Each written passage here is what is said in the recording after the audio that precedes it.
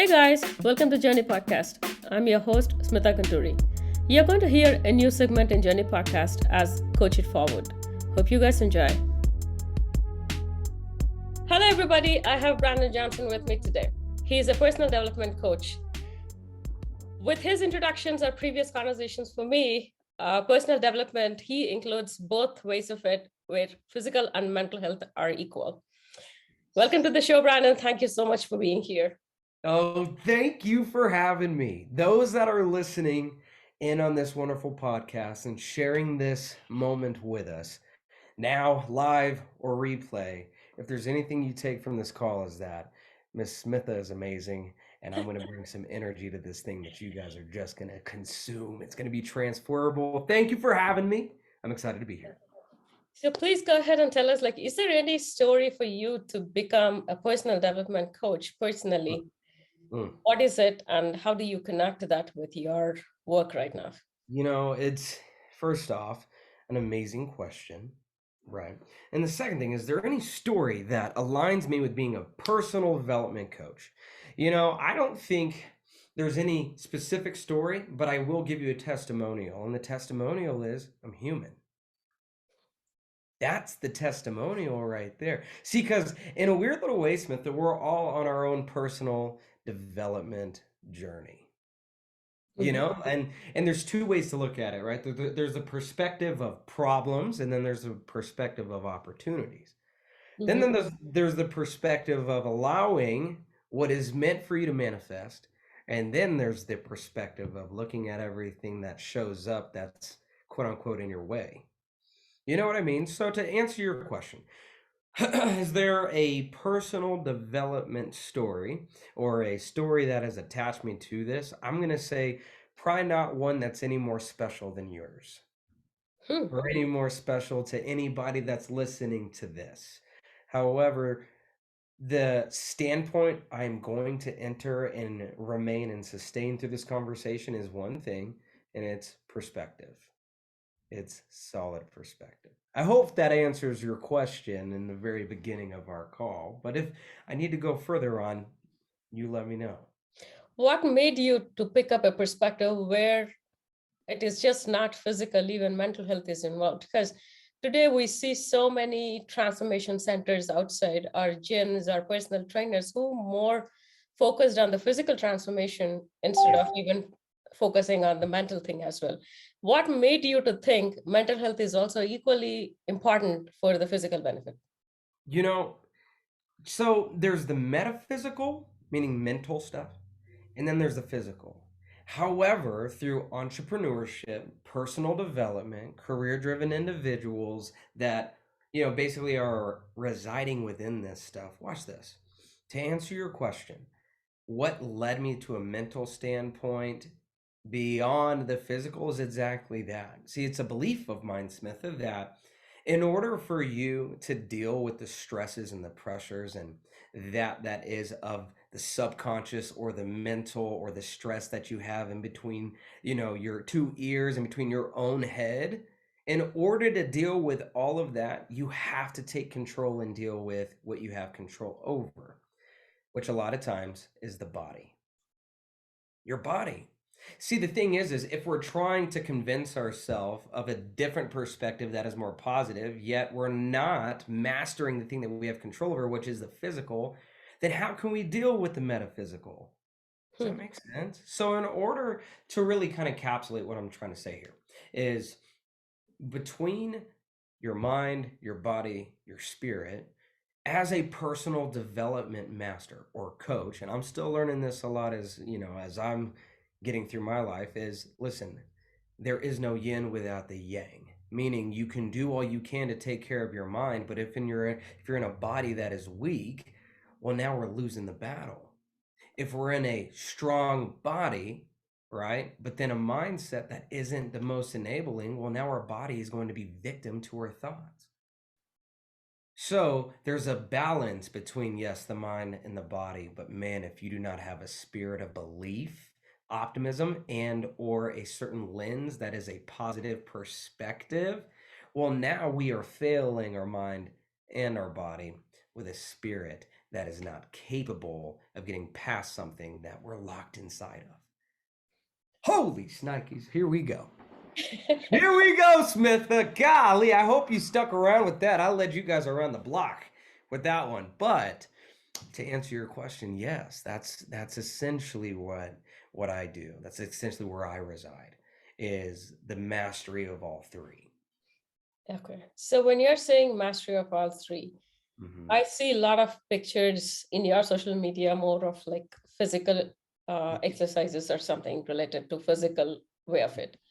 When you're talking that you combined all three of it, while you're teaching the physical exercises or like the physical fitness, how do you incorporate the other two into your work? Oh, so that's okay. Here we go. So, Smitha, I'm not sure if you know, and maybe you do, but I'm a lifelong martial artist, and I there's don't a know that. yeah, there's a common term in the martial arts that says mind, body, spirit. So, little background on myself, real quick, and then I'll get into that. Is my parents actually met in the martial arts. Dad opened his school a long time ago, many years ago. Now we have a franchise and wonderful schools and wonderful people. But the essence of entrepreneurship was found within that platform. However, since I was born into martial arts, which essentially is the mastery or the self discovery of your mind, your body, and your spirit. That's all I know. So when you look at my social media or you look at any of the message that I am spreading, a lot of it begins with the physical health of the person because it leads me back to what I just was talking about. In order to deal with the mental, emotional aspect of life, you have to deal with the physical. The reason why I'm always posting exercising and very much how can we say parallel exercising and fitness for the busy person, the busy entrepreneur, career driven individual is because oftentimes in the industry that I'm in, people neglect themselves first, thinking that they're building something for their future. When okay, you may build a wonderful business and you may build something that will, have a certain level of security, whether it be financially, whether it be influentialness, leadership, whatever it is. But at the end of the day, if we're not taking care of ourselves, we're neglecting our physical and our personal health. How sad is it when majority of the United States is obese and they're not able to see everything that's harvesting because they're too busy trying to fight for their health? They're too busy trying to take care of the one thing that they should have in the foundation, and now they're missing everything that they've built. It's interesting because, and I'm gonna go on a little tangent. I have a daughter. She's not even 2. She turns 2 in June, I believe. Yes, June. And it's so funny because every time I look at her, hold her, and play with her, I'm one, reminded of what actually matters. She doesn't care about my bank account. She doesn't care about how many hours I put in my accolades and everything. You know what she cares about, Smitha? She cares about time and being present without being out of shape. Because how sad is it when I did all this for my family, but I can't roll around on the ground with my daughter without huffing and puffing? You can't get much lower than that, Yep. right? And it may be deep, but then on the flip side of it is, I've talked to many entrepreneurs and many people that need help getting back to a place where they can be in a space to where they can actually enjoy themselves because they realize that a company is not going to buy their happiness. Their wealth self relies on their health, not their frickin' financial bank account. Ooh, I mean, we're going in. So, to answer your question, Smitha, why do I push so much fitness? Why do I push so much of that? Well, simply because I built our company, this company, my company, essentially, that has grown. Oh, I mean, exponentially, based off of that mastery of your body, so you can master your mind and your spirit so you can be who you are and build your business off of your core principles rather than principles of others, rather than being a victim to the schedule. Because now, if my schedule runs my life, guess what? My priorities don't. So, what's the priority in the beginning? Your mind, your body, your spirit. taking care of mastering this so that you love yourself and then you can express it, show it, and create that reality around you because it's already been established. Here we go, inside of you. Come on. Oh, Smitha! You're lighting me up, Smitha. You're lighting me up. When you are working with a person, let's just say you're starting with the physical aspect of them, Yes. but you're also digging into their mental strength or mental abilities or whatever the problems they're having, whatever the area that you touch, but Mhm. also the spiritual part of it. Can you please pick up a scenario on like how exactly do you do the work? Well, it's wonderful, but it's not just me that does all of the work. As much as I would like to take all the credit of all that, part of being a great CEO is hiring people that are better than you. Maybe not better looking, but better than you, okay? Hiring people that are smarter than you.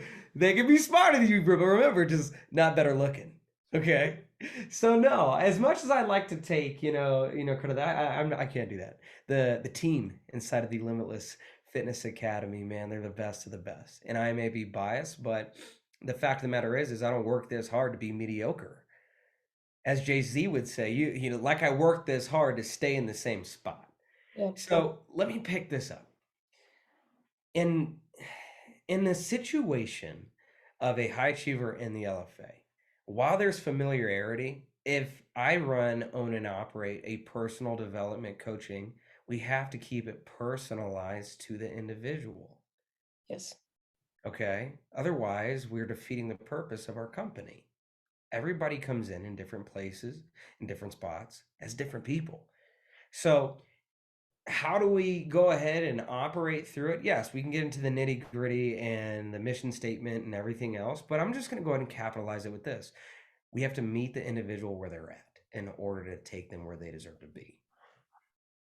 It's not like they come in and then we have the cookie cutter program or we get them all. No, there is a full on integrational based phase. There is a full on understanding portion that lasts anywhere from 10 days to anywhere from 12 to 14 on the longer end. We have to understand what they can do, what brings them joy, what they do understand in order to create sustainability, right? We have to meet them where they are emotionally, mentally, physically, mind, body, spirit.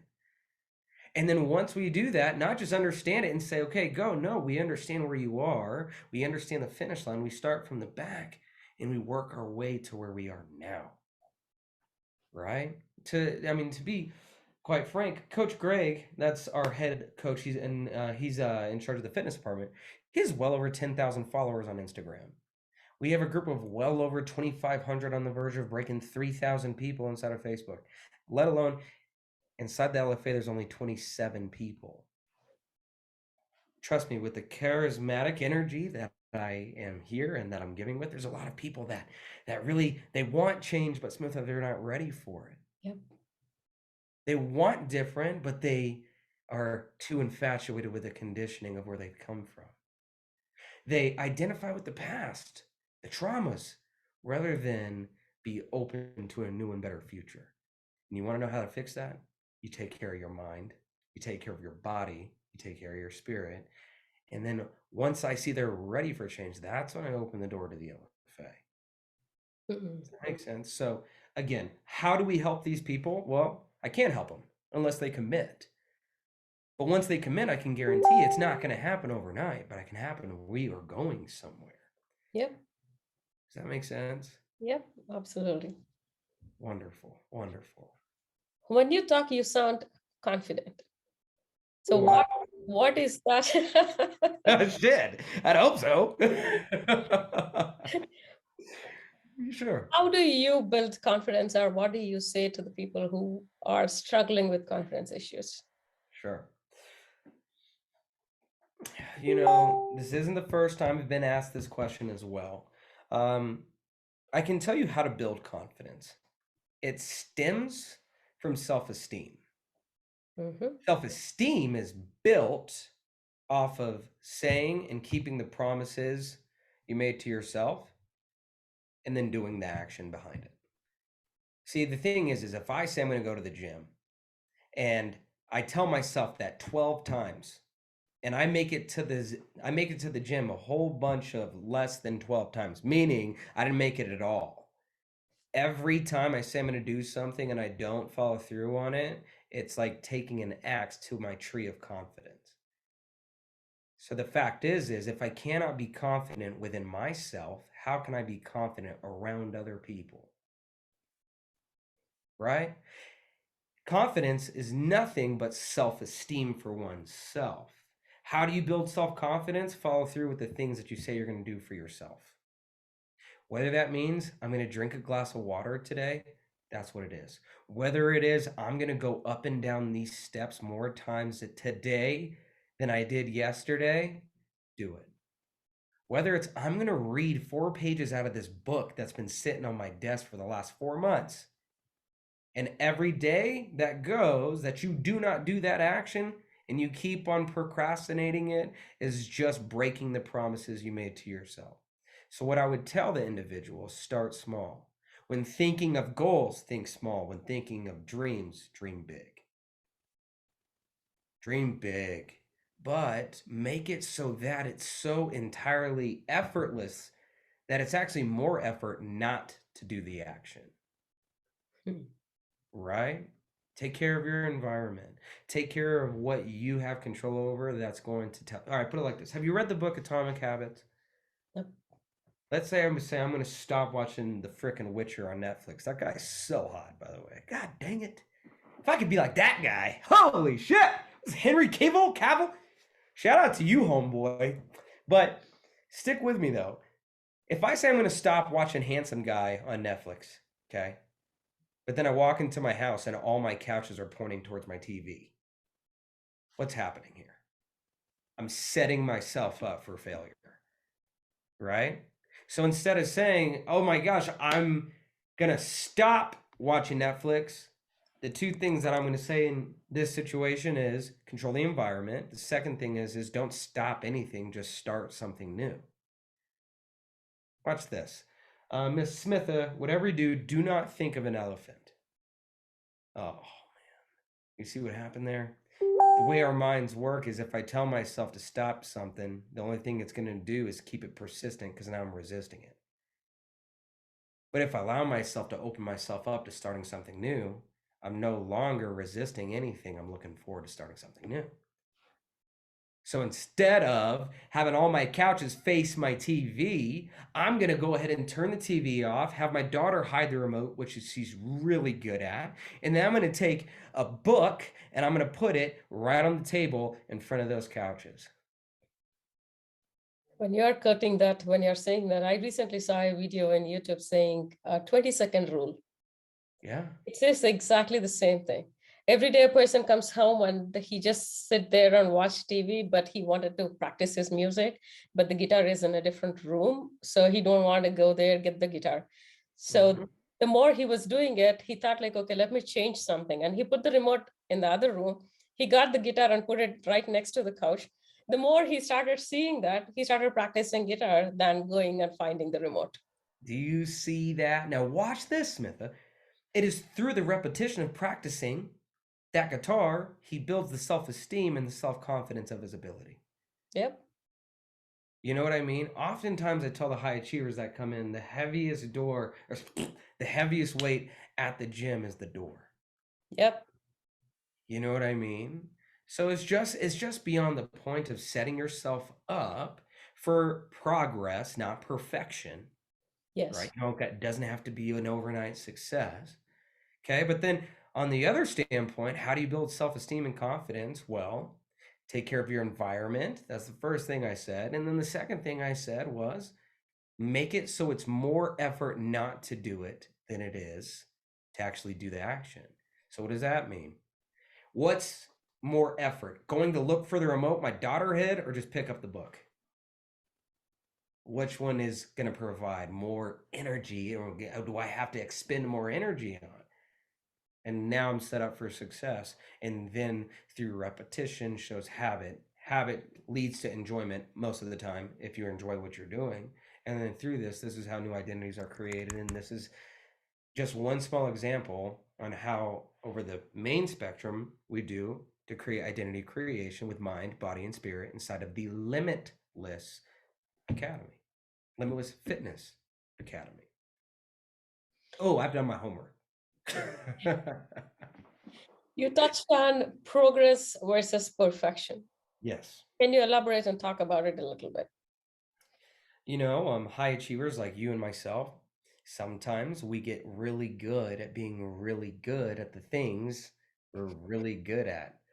And when we get, here we go, really good at the things we're really good at, we like to do it in a certain amount of way. People, humans, typically like to do the things they're good at. And when they run into something that they're not good at, sometimes it hurts the ego. So they say, you know what? There's no point in doing this when I'm really good at this. So they operate from a high performer state. Me and you, we're very high performing. We got our schedules in check. We keep time. We're doing all these things. When we run into something that's the exact epitome of it, now we feel like we do not have control. We feel like we do not have confidence. We feel like we do not have a plan. We feel out of place. So then when individuals come into the LFA and they're greeted with something they're not good at, what we preach is, listen, it's not about the result, it's about the routine, right? It's not about being perfect, it's about feeling progress. Notice how I said feeling progress, not seeing it, feeling it. You'll see your weight go up and down. You'll see the good food choices, the bad.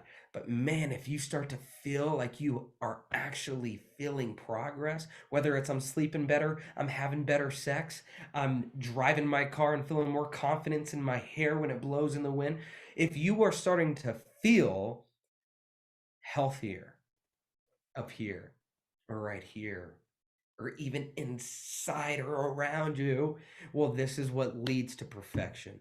Because if you can allow progression in the process to allow itself to take its place inside of your day-to-day routine, eventually, just like you're really good at doing everything else, you're going to get really good at feeling a certain kind of way. So it's You not also about perfect, right? It's about allowing yourself grace to progress to it. you just touched about talking about change. Yeah. How important do you think change is needed for any individual? For example, I might be very comfortable at a place where I am. I don't really care about what is happening around. But if you being a coach, how important do you think change is needed for anybody? And why do you think it is needed? Yeah. Well, if you're not growing, you're dying. Like I said, we specialize with executives, investors, brokerage owners, entrepreneurs, high end, low end, and all about. And oftentimes, there's a lot of people that come in to the LFA where they feel like they're not in a bad place. They're not in a bad spot. It's not like they're dying on a table.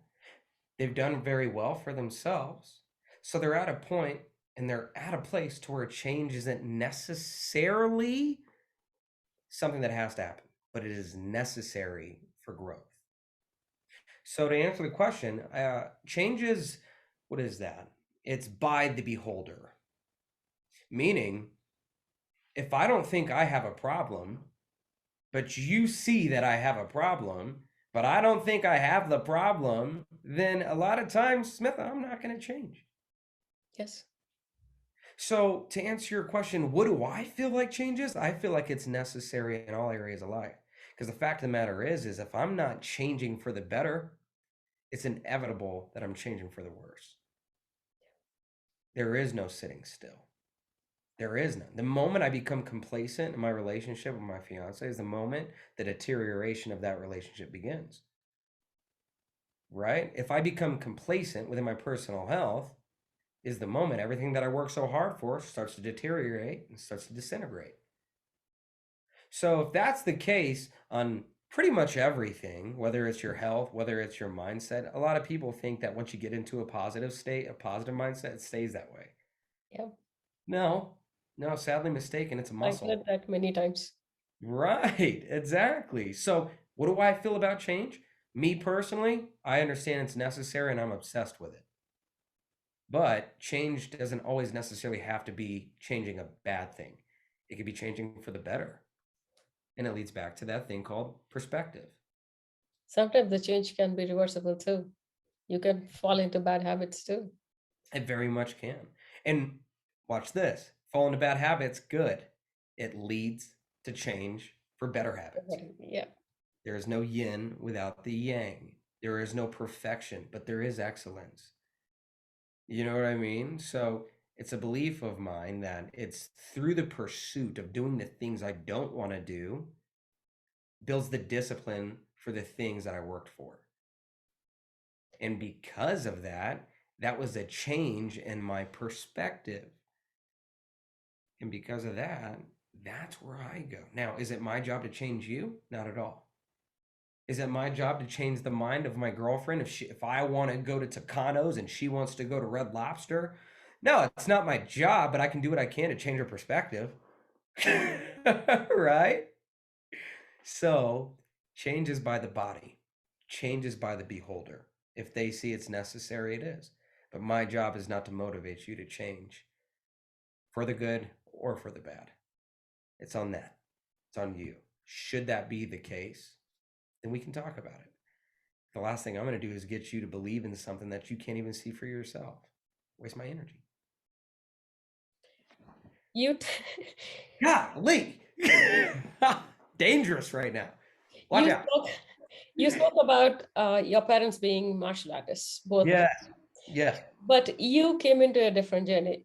Your father has an established martial arts studio or the classes that were running, but your journey is completely different compared to the martial arts. So why did you choose to have a separate one instead of picking up where your father is already there? Because it's So, an established one already. it's beautiful. And maybe there was miscommunication. He has that, and I'm still right there with it. Oh yeah. So the way I like to think about it is kind of like Batman. It's I'm CEO by day, martial artist by night. Okay. Right? So the beauty in this though is um privilege, perspective again, and then understanding. Whereas I don't have to be, continuing the tradition of the martial arts that has That's been. what my question is. You are not continuing completely with that, but you started your own work wherever your heart goes. Yeah. What made you to have that separate line of work instead of just continuing that? This is going to be a beautiful answer. Sure. Watch this. There is no separation. What do you mean? And I was hoping you'd ask that. Martial arts is nothing but self discovery. Oftentimes, people think martial arts is about punching, kicking, self defense, Mhm. breaking bricks, cool tricks, backflips, and cool things. And at the beginning, it is. But once you start to progress within your martial art, the only thing you're starting to do is starting to uncover what you are capable of Yes. and your ability, your thresholds of pain, your power of moving your body, your understanding of progressing yourself within a mental framing, awareness framing, allowing yourself to be guided by intuition and feeling rather than logic. It's releasing, at the same time it's capturing, right? So Mhm. then watch this. How does this pan out? How is there no separation? Because the principles that I've built my company on are the same exact. What's the difference, Smitha, between personal discovery and personal development? There isn't any. Every time you discover more of yourself, you have the opportunity what is that? Develop yourself. Every time you develop yourself, you're discovering more on how you can develop yourself. It's a loop. So to answer your question, why did I take a completely different line? Well, at first phase, it may look like that, but the same thing is everything that I'm teaching in my karate classes, I'm running through an online company. Hmm. Everything that is aligned and everything that is there is there. The parallels are there. Could we try to rip these two things apart? I'm sure we could, but it'd be a hell of a lot more less effort just to allow the same principles and the same indoctrinations to diagnose the same exact thing: mind, body, spirit. As you started your entrepreneurial journey, everybody will have ups and downs. What was your lowest point and how do you deal with it? Hmm, that's a wonderful question. Again, it just leads back to perspective on what was the lowest point. The lowest point, I don't know, there's been so many. The lowest point is actually just the soil for the best days, for the best remedies, for the best solutions, for the best problem answering or the answers to the problems. So this is the deal is I'm naturally an optimistic person. My mind is always a half full, glass half full kind of thing. So whenever adversity shows itself, I see blessing. Whenever problems show itself, I see opportunity.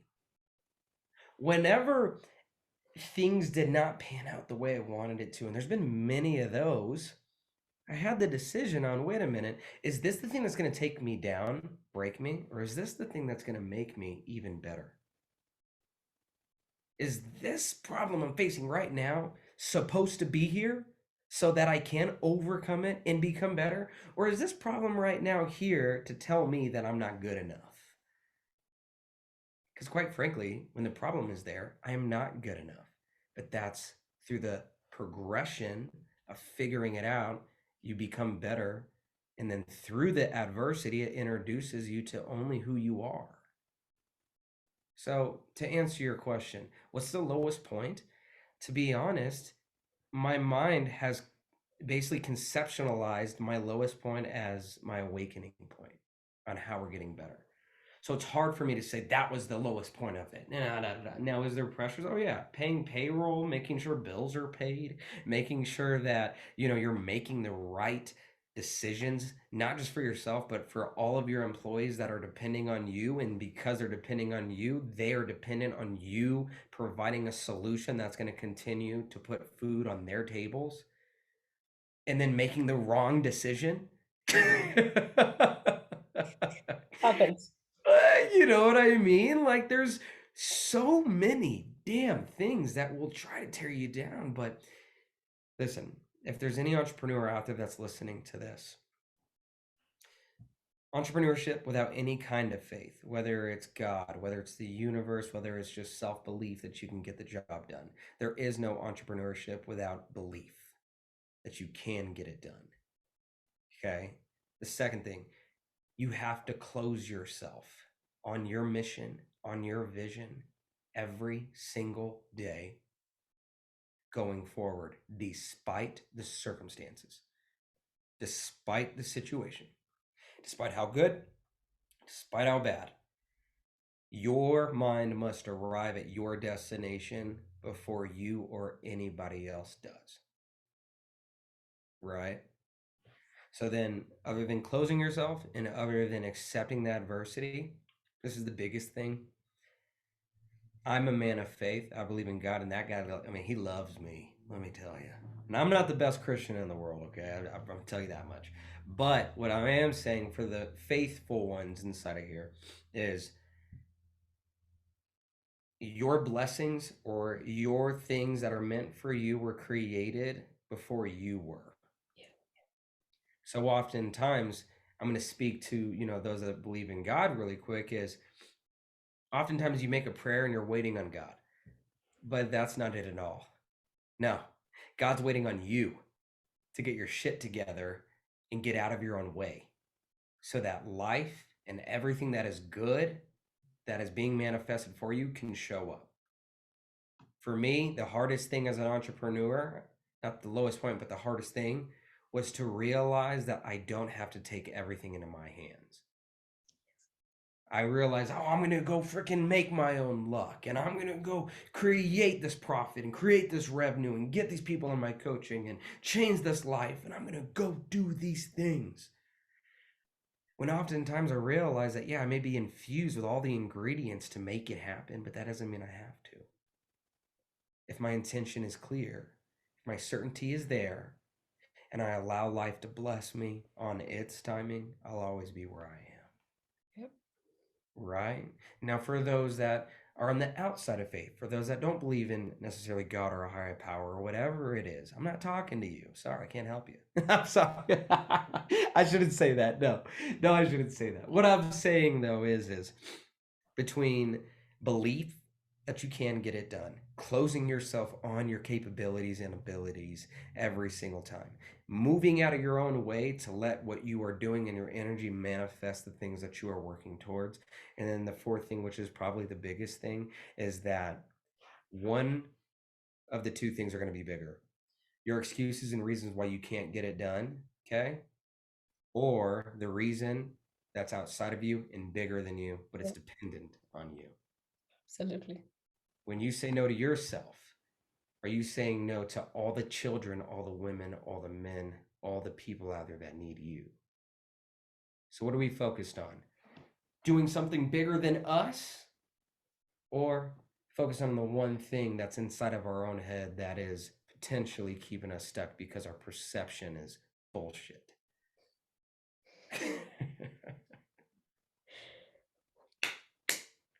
Come on, Smitha. Come on, Ma. You know that was good. Oh, God. Oh, baby. I'm having fun. What is success in your words? Constant self improvement. Hmm. Consistent, constant self improvement with grace, not expectation, but grace. Yes, be hard on yourself, but at the same time, give yourself a pat on the back. Yes, be real with yourself. If you're bullshitting yourself, then call yourself out. But then understand that, hey, man, you're not God. Yin, yang. Just do what you can with what you have and at least get 1% better. At least. End of the year, you're 365% better if you can do that. That's pretty good. What is your biggest goal that you have, and what is the goal for you for this year? Yeah. Did you say biggest role or goal? Goal. Goal with a G? Yes. Biggest goal that I have. And then what was your second question? Is there any goal that you set for this year, upcoming, whatever? Baby. Of course we are. Oh my gosh, there is. Let me show you something. Do you see this tattered, beat up journal here? Do you see that year there? Mm-hmm. Have all agreement by end of November. It says the end of 2016, beginning of 2017. Okay. I'm gonna go. What is that year? 2018. Oh man, hold on. Stick with me. Wait for it. Wait for it. Essentially, what I'm showing here, 2019. Mm-hmm. But look at it. What year is that? Oh, okay. 12 goals. 12 goals, one for each month. Hmm. The fact of the matter is, watch this. My mentor, I have many, he said, Brennan, write down your 12 goals in under 60 seconds. Go. Got to number 3, and I was like, what the heck? He's like, Brandon, what you need to understand is when you live in a world where everything is competing for your attention and you don't know your 12 goals at the top of your head, your 6 goals, your 3 goals, whatever it may be, now you are forever submitting to the plans that the world has for you rather than where your actual focus should be. So then beyond that standpoint, watch this. Every evening and every month, see where it says 12 goals? See where it says 12? See where it says 12? Every day and every night, all I do is sit down in whatever book, all these say the same exact thing. So to answer your question, what is the number one goal? The number one goal going into this new year? I would say I have one for each category of life, such as like finances, relationship, so on, personal one. But if I had to bring it down to just number one thing, keep God first in everything that I do. Everything that I do. everything. That's the number one goal. It's not the easiest, but that's the number one goal. And I can dive even further on that. But this is what I know. I keep God first, my faith first. All of my secondary goals are already taken care of. If the creator has created me, then he already knows where my goals are. Now, does that mean I'm going to be a perfect Christian and ram the Bible down your throat? No. Probably not, man. Trust me. He's still working on me, man. But that's what I'm saying is it is through the progression and development of keeping him first. I watch this as above, so below. If I'm from the highest and I'm acting like I'm below what he wants me to be, well, now I got work to do. I keep him first, I'm the best father I can be. I keep his intention first, I'm the best business owner I can be. Right? Best karate instructor, best fiance, best stepdad, whatever that is, because at the end of the day, I'm not here for me. Right? I'm here just to reflect what I believe is above. Yep. Right? Now, your second question was goal going into new year, or was that the first one? Now that I see 12 goals Yeah. from you, Yeah. what is the consolidation of all these 12 goals? What are you going to achieve with these 12 goals by end of this year? Be in a position financially to the point where I can do what I would like to without the pressures of 3D world or the pressures of society. Basically, set up the conceptualized goals that are already manifested to take care of society so that I can do what I'm supposed to at a higher level. Hmm. Be so blessed that I can bless other people's minds, bodies, spirits, and pockets. Okay, right? But it's hard to give things that you don't already have, right? So to really just kind of capitalize on it, why do I do what I do? Well, one, because I have the perspective that I can. Two, if I don't, then what the hell is the point of living? And three, man, part of having a list is checking it off. Yeah. Come on, lady. Come on. But I think the highest act of human service is to inspire. Agreed. I believe if I can inspire something in you as another human being, just to make you think differently, act differently, or maybe act more of what you already are, or to coexist along a certain belief system, or to, gift you something new, or to start something new. And all I know is it's hard to change the world, but it's very easy to change the world for one person. Right? So if I can do that, holy shit, I just changed somebody's world by existing. Right? I'd also like to buy my mom about 2.5 houses. Why not? 2.5. Okay. That'd be fun too. That'd be cool too. Yeah. One last question. Sure. What is your secret of energy? Your energy. You are like so energetic, even almost like it is end of the day, at least like work time. You seems to be so energetic, happy, and with a positive radiance, I can say. What is that one secret that you think it is going to be useful for everybody? So I'm so happy you bring this up, because the first thing I said on this call was I'm going to deliver energy that's going to be so transferable. Of course. That was the even before you get into the call, I had that question to ask. Yeah. So I've been on 5 podcasts since December 2nd. And they always ask me this question at the last question. And this is the thing is like, I'm not going to say I don't necessarily know how to answer it. Because I get this, you know what? The energy is so much that I get asked this a lot. Are you high? Are you drunk? Or what are you on? You can answer all 3 of them for me. So, oh man. The secret. Okay. Oh my gosh.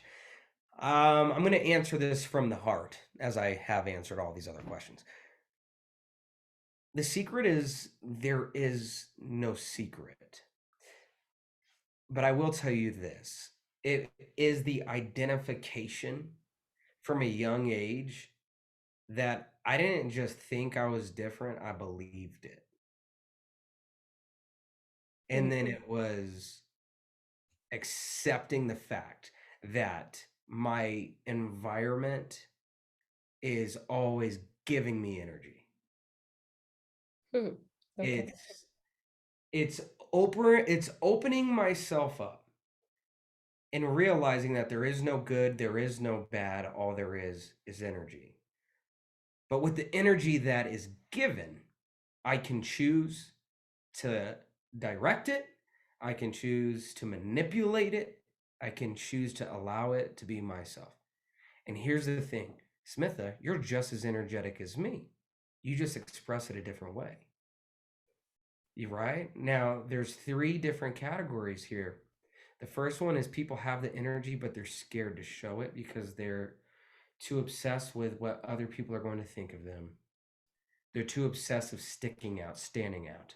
They're too much in their own head that they are too afraid to let it out unless they're in a place where they can feel comfortable, unless they're a little bit drunk, unless they are in a place where they're going to be judge free. Then the second portion is that people carry the energy, but they're reactive with it. People will come in and then they'll give the energy, or they will try too hard. They'll try too hard to give too much energy to the point where now we could just see that they're just trying too hard. And then by the end of the day, it leads back to not wanting to be judged in a certain lens. And then you have the third, I am who I am, and I can give two shits about what you think about me. I am who I am. I do what I do. This isn't confidence. This is just belief that I am different and I'm going to believe it because you're different. The people who are listening to it is different. Anybody and everybody who hears this is different, but it's the mastery of your mind, your body, your spirit that allows you to have abundant energy because I am no longer worried about things that are outside of me because I've developed and discovered myself to the point where I'm always developing and discovering myself. Now, am I perfect? I don't think my fiance thinks so. Been working on it. Been working on it, but it's just not good, man. It's always something. Always something. But you know what? Hey, instead of being upset by it, hey, there's a challenge or there's an opportunity for me to continue to give myself grace, give myself space to fall in love with myself so that I can show you that it's okay to love you. I'm not here to judge you. I'm not here to, make it seem like I have to understand you. I'm here meeting you where you are. And then through that, I can take you somewhere. So, what's the secret of the energy? Long story short, don't don't necessarily give too much power to other influences to predicate or to dictate how you show up to the world, right? You choose. You choose. Honestly, something I'm already teaching my daughter. She can't even speak right, but I'm teaching her how to teach other people how to treat her. Absolutely. That is more important. You know what I Very mean? important, actually. It's not me intercepting it. No, it's me teaching her how to teach other people how to treat her. And Okay. more importantly, how to treat others. But all we live in is a mere reality. The thing I'll leave us with, all right, and this is pretty powerful. This has kind of been inside of my head since the beginning of the year. Oftentimes we can feel like we are a part of something bigger than ourselves. Oftentimes we can feel very alone being in such a big world, right? Comparison is always there. We live in a world where we have access to anyone and anytime, anything. This is what I'm going to say. To really capsulize and capitalize and isolate you in this moment, Smitha, myself, and anybody who is listening to this or the recording. I want you to stop where you are. I want you to look up, whether you're driving, whether you're texting, you're at the gym, wherever you may be. To look up and think of this. Everything that you're seeing, everything that you're looking at, everything that is in front of you and that you are beholding in your eyes. You are the only person in the entire world, the entire universe, that is seeing and feeling what you are seeing and feeling in this moment from this perspective. Absolutely. So yeah, we live in a big world, but the world that matters is the one that's in between your ears, the one that's behind your eyes, the one that's inside of your chest. Okay, thank you for tuning in, and you can find me on all the socials at Smitha Gunturi and the show notes for any resources mentioned. See you next week. Take care.